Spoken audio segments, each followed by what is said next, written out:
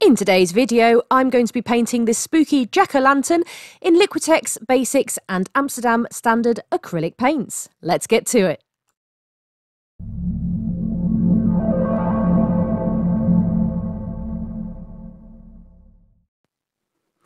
This week I'm painting a jack-o'-lantern. I'm using Belle Arti 24 by 30 centimetre canvas for this one. Starting in by putting in my background and mixing a sap green with some black, I think, around the edges. And then to smooth it out, I'm using a blusher brush as a mop brush just to get rid of any brush strokes. I'm not trying to blend with it, I'm just getting rid of the brush strokes. And drying each layer with a hairdryer and making sure that I've brought that paint all the way around to the sides. Once I'm happy with that, I'm using a wax-free white transfer paper, and I've already traced my picture onto some tracing paper, so I'm just transferring that over to my canvas. It's easier to do it that way than have to draw and mess up your canvas actually on the canvas. So I pre-draw my picture, then trace it and transfer it on. And then any problems later on in my painting, I can always go back and adjust things if I need to, because I've already got the drawing there. I can just retransfer things. Now the background is quite faded and out of focus, so I figured the best way to do this was with my airbrush. So I started out by putting white down, then the colour over it, and just built up my layers as I went with that. Now I'm using the background to my advantage here. I've already got darks in because of the background, so I'm just using white and grey. This is a light grey actually, this one. It's black with a little bit of white and a little bit of raw sienna, I think, in there, just to give it a sort of off-grey colour. Blocking in my logs. And then I'm going over with a rake brush and titanium white to give it the sawn sort of look to it. And as with everything, building up my layers as I go. If I don't like something and something goes wrong and the paint's still wet, I'm using a wet kitchen roll just to wipe that away and then start again. As long as your paint is wet, you can do that as many times as you want. Putting a few smaller details in now with a liner brush.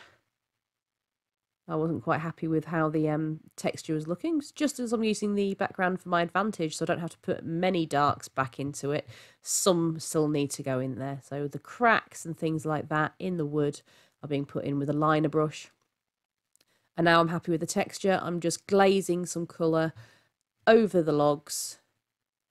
So I've already put my lights and darks in there, so now I just need to glaze the colour. It makes it easier. I don't have to worry so much about what colour I'm using and getting my tones right with the colour. I've already got my depth in there and just tint the colour over it. And adding some more darks throughout there just to try and make it pop. And some highlights as well. So just keep on building until I like the way it's looking. If I'm not happy with a layer, just paint over it and keep on going. I find the more layers you've got, the more the light refracts through it and it gives for a much better look. And you see all the layers that you've painted before, they just add extra detail, so they just make it look that bit better and that you've put more work into it than you actually have. So just keeping on going with those logs now, adding a bit more colour until I'm happy with the result. Now onto the pumpkin. I'm blocking in with a sort of like creamy colour. I've mixed a bit of my yellow with some unbleached titanium white. I'm just blocking in the actual pumpkin and then blocking in the mouth and the nose and everything with a slightly darker colour to keep it separate so I can see what's going on. And now I'm going over the whole thing with an orange colour. I think this one was cadmium red light, I want to say, but it might not have been.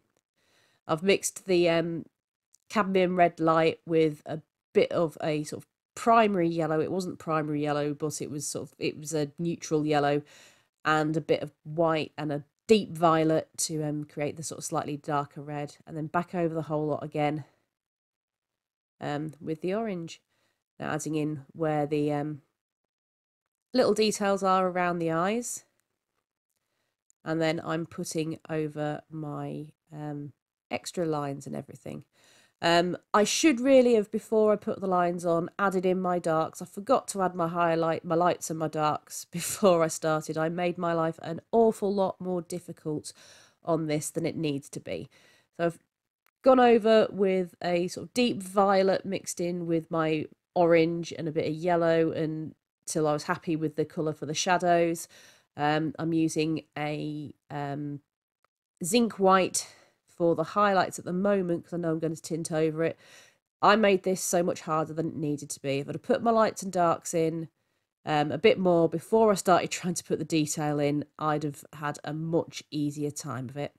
As it goes, I'm putting in my darks and then trying to add the highlights where the indents in that pumpkin are to try and give it a bit more of a 3D look. And I was fighting the painting at this point. I was getting really frustrated with it and really, really annoyed with myself. So I ended up spitting my dummy out halfway through. I went to bed and came back to it the next day. So the next day I decided that enough was enough. I needed to stop fighting with it, and I sort of basically started again, which you'll see in a minute. I'm still desperately trying to add my lights. I'm adding the yellows over the white highlights. I'm trying to darken the darks. It actually looks better than I thought it did at the time, but I was getting so frustrated at this point that it wasn't coming together how I envisaged, that I needed to put it away for a second and then come back to it. Don't forget, you can always do that with paintings. Don't keep on working if you are struggling.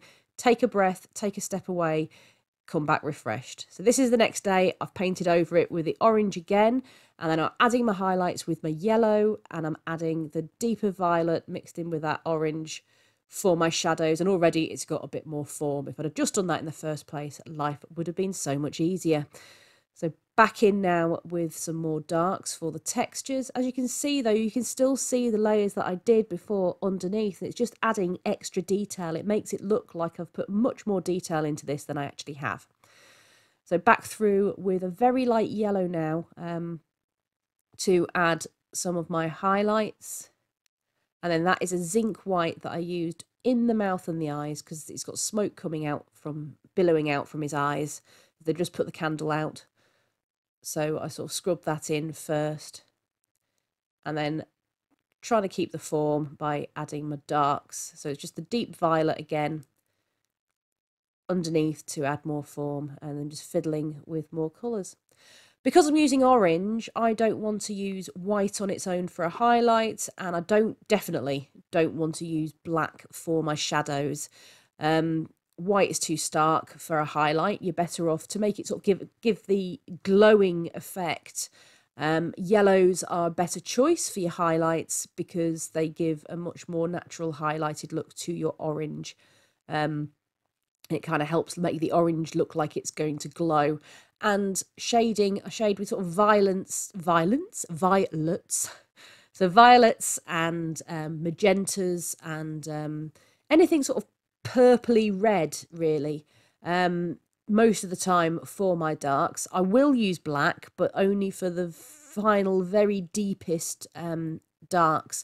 Because if you use a colour that is black, or if you use black, on yellows and oranges, you end up getting this really weird, greeny, muddy, dirty colour, which is great in some cases, but certainly not what I want on my pumpkin here. So I've used the violets and the purpley colours to add my darks, and then just over that's where I've added any blacks that I needed to, just to give it a bit more depth, but it's definitely not the first colour I would reach for. Using my airbrush now to soften up the shadows underneath, and the airbrush is a very easy way to get that smoke. See how effective that is? Because it's quite translucent in the way it works, and squiggle with the airbrush fairly far away because you want it to look misty and smoky, and that's how I got the smoky look for this guy. So again, building up now all my extra detail with my contrast, because just because I've got the smoke in there, I still want to keep on working. I want to make sure that all of the lights and darks are where they need to be. What you can do to check that it's your values are where they should be. Is I took a photograph. I kept taking photographs of my piece as I was going through it, and then transferring that into black and white. By doing that, I could see how it was looking, and if I needed to lighten up areas, and if I needed to darken up areas, because it's hard to see sometimes when you're working in colour that your values are where they need to be. If you turn it to black and white, it makes life so much easier for you to see what's wrong with your picture. If it's looking a bit flat and it's not quite looking right and you can't work out why, turn it to black and white and you'll be able to see a lot better. You can also turn your work upside down. Turning it upside down and your reference photo upside down is also a good way to check and see if you've missed any details. Because if something's not looking right upside down, you can normally see it a lot better because your brain isn't thinking that I know what this looks like. It makes you, like, again, it's an easy tool to quickly check your work and see what's going on and what's wrong. So don't be afraid to keep on working if your work isn't looking quite as you want it to. And the good thing about acrylics is you can dry in between each layer with your hairdryer.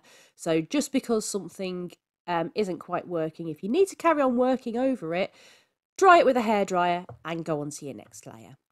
But that's it for this guy. Thank you all for watching. Thank you all for watching. If you found this video useful, please leave me a thumbs up.